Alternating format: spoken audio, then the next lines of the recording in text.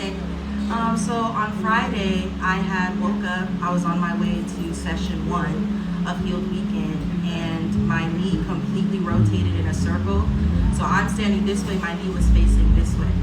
I heard it roll. I heard a crack, and I heard a snap, and I hit the ground. I could not walk. I could not move. Kanai is my witness.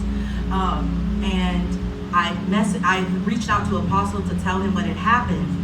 And by the time I got to the first urgent care, the doctor said, "It looks like your knee moved back on its own." And I knew it wasn't on its own because I reached out to the Apostle and I knew that God had did that.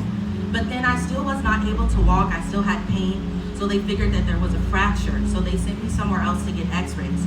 He reached back out to me to ask me how I was doing. And I told him I'm on the x-ray table. And he told me you'll walk free today. And they did the x-ray. They were pretty sure that it was broken. But by the time they read the x-ray, they said, "It looks like your knee is perfectly healthy.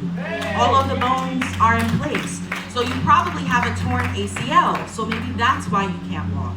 They offered me a wheelchair. I had to get wheeled in and out. Eventually, I upgraded and was able to have crutches. So then when I was here, all of the volunteers can attest to this. I was on a crutch. Even leading prayer, serving, I had one crutch. But I was determined to make it to the house of God. I remember, I didn't tell him this, but while I was getting the x-ray, I saw myself crawling to the altar at Gifted. Yes! And I knew that I could connect even where I was. So when I got here, obviously, as you saw, Apostle prayed for me, and I was able to walk.